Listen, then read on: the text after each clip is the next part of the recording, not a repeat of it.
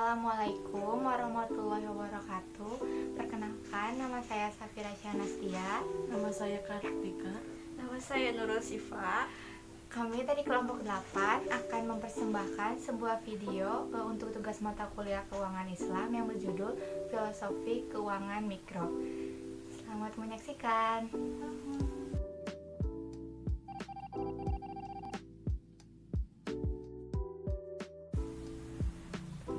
Ya kalah. Kalian habis ini tuh matkul apa sih? KI ya, Keuangan Islam. Ada tugas gak sih? Kalau nggak salah tuh nggak ada tugas, cuman pertemuan sekarang bakal ngebahas tentang filosofi keuangan mikro. Mending baca-baca dulu aja yuk, diskusi. Yuk, boleh. Aku mau nanya dong. Tanya apa?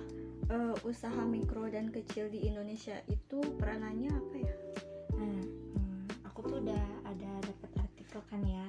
Jadi peranan UMK di Indonesia tuh jadi belum sepenuhnya merata sih. Jadi contoh sederhananya itu ada dalam akses permodalannya. Jadi di peraturan perbankannya itu kadang suka memberatkan pelaku usahanya. Jadi memang belum seluruhnya dititik beratin ke UMK.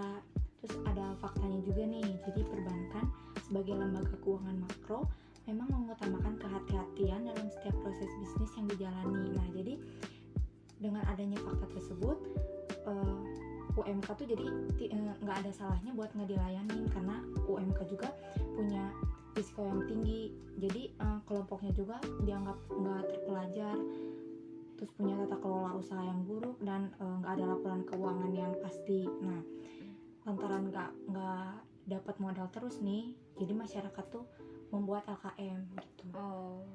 Kalau tujuan dari LKM-nya itu seperti apa? Nah, LKM itu punya tujuan yang pertamanya itu, tujuan yang paling awalnya itu untuk bersama-sama memenuhi kebutuhan modal usaha tuh. Kalau praktik keuangan bisa muncul karena apa? Nah, praktik keuangan mikro itu bisa muncul karena adanya kebutuhan real dari masyarakat itu sendiri. Dengan adanya tingkat gap perekonomian yang tinggi, usaha kecil yang dominan tuh jadinya usaha mikro itu. Jadi lembaga keuangan yang karakteristiknya sesuai dengan pelaku UMK itu juga sangat dibutuhkan. Terus kan dalam lembaga keuangan biasanya terdapat kendala ya? Ya. Kendalanya apa saja? Nah, kendalanya itu biasanya adalah standar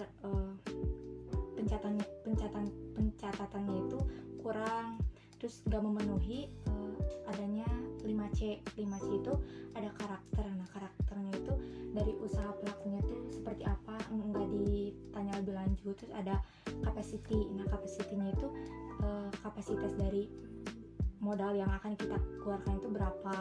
Terus ada condition itu sesuaiin sama kondisi perekonomian yang ada di Indonesia ini seperti apa. Terus ada kapital. Nah, kapital itu modal yang akan kita keluarinnya juga berapa. Sama yang terakhir ada kolateral. Nah, kolateral ini biasanya UMK itu kesulitan menyediakan kolateral dalam memperoleh akses keuangan kayak gitu. Nah, dari modul yang aku baca juga ya, keuangan mikro tidak terlepas dari filosofi koperasi. Nah, sebagai badan hukum, koperasi senantiasa memposisikan semua pihak, yaitu pengurus dan anggota dalam posisi yang setara. Nah, berkat asas kekeluargaan, setiap pihak akhirnya punya rasa memiliki yang besar terhadap lembaga usaha ini. Hal ini pula yang diharapkan ada di lembaga keuangan mikro. Nah, tadi itu kan ada asas kekeluargaan. Nah, Ya. tujuannya itu buat apa sih? Pada dasarnya, asas kekeluargaan tersebut bertujuan untuk meminimalisir kekuasaan satu pihak yang dominan dan cenderung mengeksploitasi pihak lain. Nah, koperasi dengan asas kekeluargaan ternyata mampu menumbuhkan rasa memiliki terhadap lembaga dalam jiwa pengurus dan anggota, karena di sini semua pihak diuntungkan. Nah, karena mendapat manfaat sesuai kontribusi dan partisipasinya. Ada gak sih dalam undang-undang yang membahas asas kekeluargaan? Tentunya ada. Nah, gerakan koperasi ini telah menjadi dasar pembangunan ekonomi dalam mencapai kemakmuran rakyat sebagaimana tertuang dalam Undang-Undang Dasar 1945 Pasal 33 ayat 1 yang berbunyi perekonomian disusun sebagai usaha bersama berdasar atas asas kekeluargaan. Nah, kalian tahu gak yang menjadi Bapak Koperasi Indonesia siapa? Tahu dong, Bung Hatta kan? Ya, betul. Nah, beliau juga mengatakan bahwa perekonomian Indonesia hendaknya disusun sebagai gerakan bersama berdasarkan asas kekeluargaan, yaitu melalui koperasi. Nah, koperasi tersebut harus dijadikan sebagai sokoguru perekonomian Indonesia. Sokoguru koperasi itu apa aja sih? Sokoguru koperasi itu ada 4. Yang pertama, menjadikan masyarakat yang mandiri. Yang kedua, merupakan budaya asli bangsa Indonesia. Yang ketiga, memiliki sifat kemasyarakatan. Dan yang terakhir, yang keempat itu tidak menganut paham individualisme dan kapitalisme. Bagaimana jika koperasi ditetapkan dalam pendirian LKM? Ya, walaupun koperasi ini belum sepenuhnya terrealisasi karena dalam praktiknya masih menjadi pelengkap ekonomi kerakyatan secara simbolis saja, namun ruh dan tekad koperasi yang tertuang dalam Undang-Undang Dasar 1945 Pasal 33 ayat 1 dan 4 sejatinya layak diterapkan dalam pendirian LKM. Nah, dengan asas kekeluargaan, prinsip kebersamaan, efisiensi berkeadilan dan berkelanjutan, berwawasan lingkungan, serta kemandirian, maka perekonomian bisa berjalan seimbang dan semakin maju. Aku pengen nanya nih, kan Ya. praktik ekonomi Islam tuh sifatnya muamalah. Nah, macam-macam dari muamalahnya itu apa aja sih? Macam-macam muamalah itu adanya jual beli, khiyar, riba, utang piutang, terus adanya sewa menyewa, syirkah, perbankan, sama yang terakhir adanya asuransi syariah. Nah, riba tuh kan ada macam-macam ya. Nah, salah satunya tuh riba kordi. Nah, riba kordi itu apa sih? Riba kordi itu pinjam meminjam dengan syarat harus memberi kelebihan saat mengembalikannya. Misalkan kamu meminjam uang ke aku, tapi dengan syarat pas dikembalikannya uang tersebut harus lebih dari yang kamu minjam. Nah, kalau dalam sewa menyewa itu kan ada syarat dan rukunnya ya. Ya. Nah, syarat dan rukunnya itu apa aja sih? Syarat dan rukun sewa menyewa itu ada 5. Yang pertama, yang menyewakan dan yang menyewa harus telah balik dan berakal sehat. Yang kedua, sewa menyewa dilangsungkan atas kemauan masing-masing, bukan karena terpaksa. Yang ketiga, barang tersebut menjadi hak sepenuhnya orang yang menyewakan atau walinya. Yang keempat, tentukan barangnya dan keadaan dan sifatnya. Yang terakhir, manfaat yang akan diambil dari barang tersebut harus diketahui secara jelas oleh kedua belah pihak. Terus kan bank itu ada 2 ya, yang konven sama yang syariah.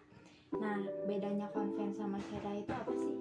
Kalau bank konven itu bank yang fungsi utamanya menghimpun dana untuk disalurkan kepada yang memerlukan, baik perorangan maupun badan usaha guna mengembangkan usahanya dengan menggunakan sistem bunga. Sedangkan bank syariah, bank yang menjalankan operasinya menurut syariat Islam. Bank syariah itu misalnya adanya mudorobah, musyarakah, terus yang terakhir wadiah. Oh, begitu.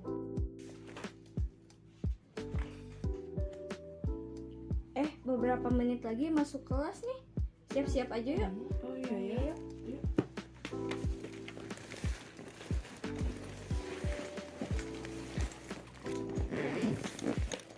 Tar dulu, pakai dulu maskernya. Oh iya. Pak. Masih. Dan jangan lupa pakai hand sanitizer juga biar higienis di masa pandemi ini. Betul.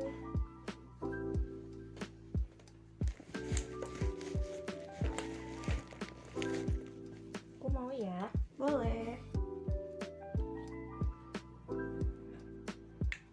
Aku juga minta ya. Boleh.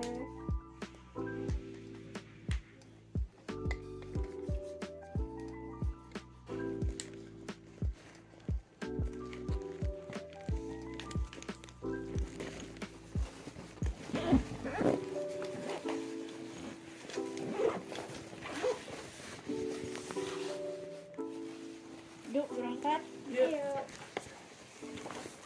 Cukup sekian persembahan video dari kami. Semoga bermanfaat. Apabila ada kesalahan mohon dimaafkan. Assalamualaikum warahmatullahi wabarakatuh.